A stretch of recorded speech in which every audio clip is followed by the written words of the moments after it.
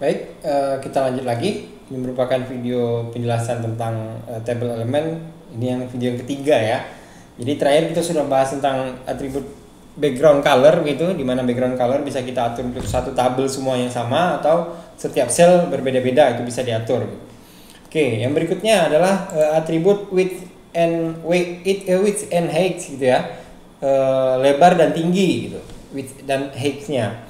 Nah, sebenarnya secara default web browser itu akan mengatur lebar dan tinggi tergantung dari seberapa panjang teks kita. Jadi dia akan mengikuti dengan yang paling panjang. Misalnya di sini contohnya kita menuliskan ada prodi rekayasa sistem komputer, Resiskom, Untan, Universitas Tanjung Pura, Pontianak, Kalimantan Barat begitu. Nah, kalau kita lihat ini kan yang panjang ini Untan nih, yang Universitas Tanjung Pura, Pontianak, Kalimantan Barat nih. Nah, dia akan menyesuaikan nanti sel yang paling besar ini gitu. Dimana kolom yang sama dengan dia itu harus sama gitu, panjangnya juga harus sama.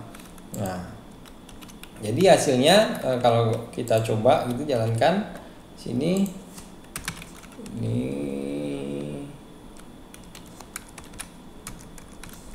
Oke, kita coba jalankan ya sekarang.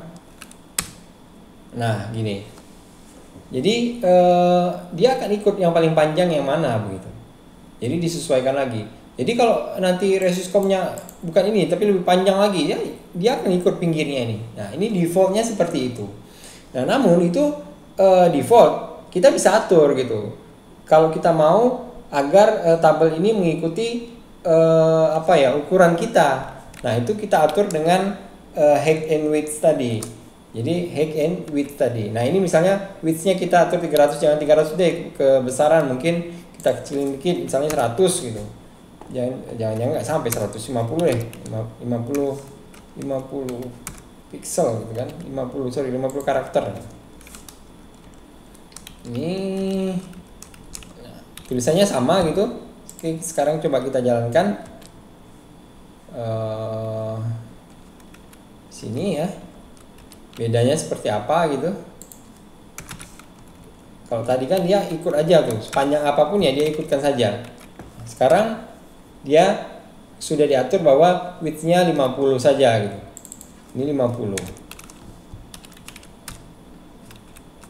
Nah, jadi dia nggak ikut siapa yang paling banyak, enggak, tapi dia ikut seberapa yang kita atur. Nah, jadi teman-teman tinggal buat saja sesuai dengan kebutuhan. Kalau kebutuhannya dia nggak boleh besar-besar nih panjangnya, walaupun ada yang panjang, biar nanti dia wrap teks saja, dia potong teksnya pindahin ke bawah. Berarti kalian atur nih berapa lebarnya nanti.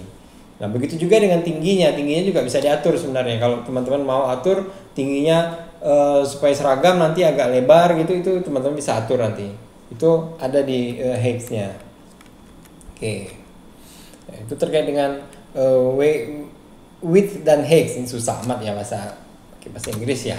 Oke, kemudian berikutnya ada atribut yang namanya atribut align. Align ini atribut yang digunakan untuk menampilkan baris baru di sisi kiri dari jendela gitu. Jadi apabila kita punya tabel terus kita mau ada tampilan tulisan gitu di dalamnya, maka kita bisa gunakan atribut align untuk mengatur tulisan ini ada di mana begitu. Nah, misalnya tabel saya ada ini tabelnya gitu, ini tulisannya. Kita pakai tulisannya agak panjang nih, lorem ipsumnya. Oke, nah ini saya maunya kalau right berarti tabel saya di sebelah kanan nih harusnya. Tabel saya di sebelah kanan, tulisannya di sebelah kiri. Nah, ini misalnya kita copy ini, save, kita jalankan. Nggak mau nih, masih salah nih harusnya nih. Karena kalau dia right, harusnya tulisannya itu pindah. Nah, oke, coba. Nah, seperti ini. Tabelnya sebelah kanan, tulisannya sebelah kiri gitu. Nah, kalau kita pindahkan jadi left gitu, maka tabelnya akan ada di kiri. Tulisannya sebelah kanan tabel. Tapi kalau kita mau tabelnya di tengah, maka kita tulis jadi center ini. Maka tabelnya di tengah, tulisannya turun ke bawah dari kiri.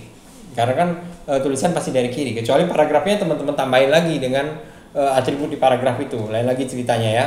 Nah, tapi kalau dia defaultnya kan dia mulai dari kiri kalau tulisan. Nah, ini karena kita bicara tabel, kita tidak usah atur-atur lagi paragrafnya. Nah, jadi teman-teman tahu nih kalau teman-teman mau bikin tulisan dan tabelnya di tengah-tengah semuanya, berarti teman-teman sudah bisa sekarang dengan atribut-atribut ini semua. Oke, balik lagi ke sini.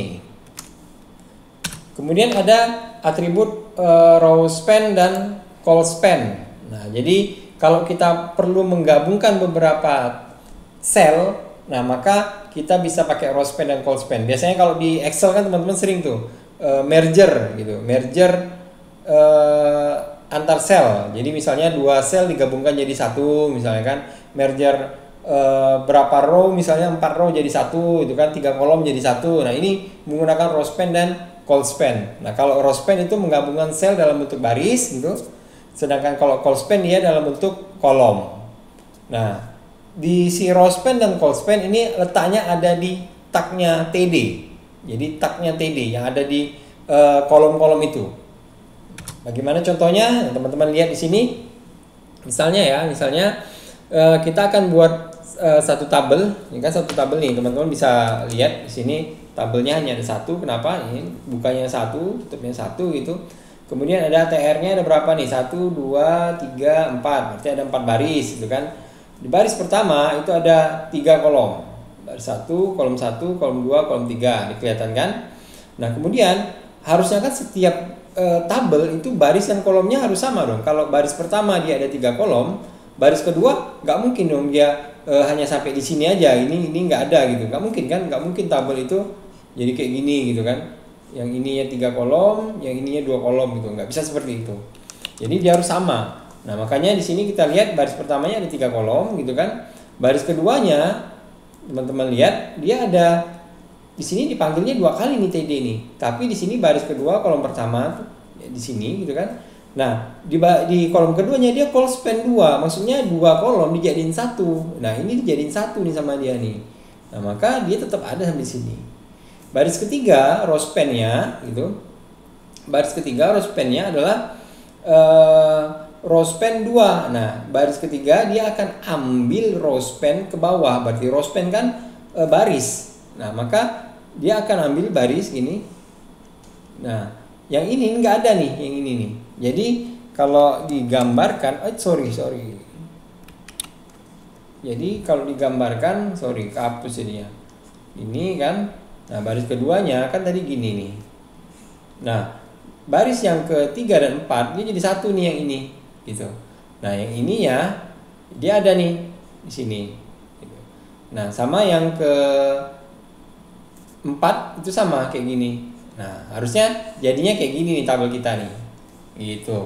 Jadi ini digabungkan dengan call span. Itu ini jadi digabungkan dengan row span. Row span. Kita lihat hasilnya sesuai nggak nih?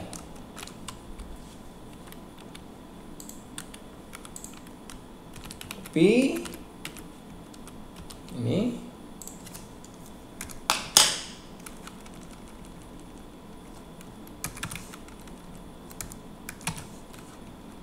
Oke, kita save dulu, kita jalankan sekarang. Nah, seperti ini hasilnya, sesuai dengan gambar kita tadi ya.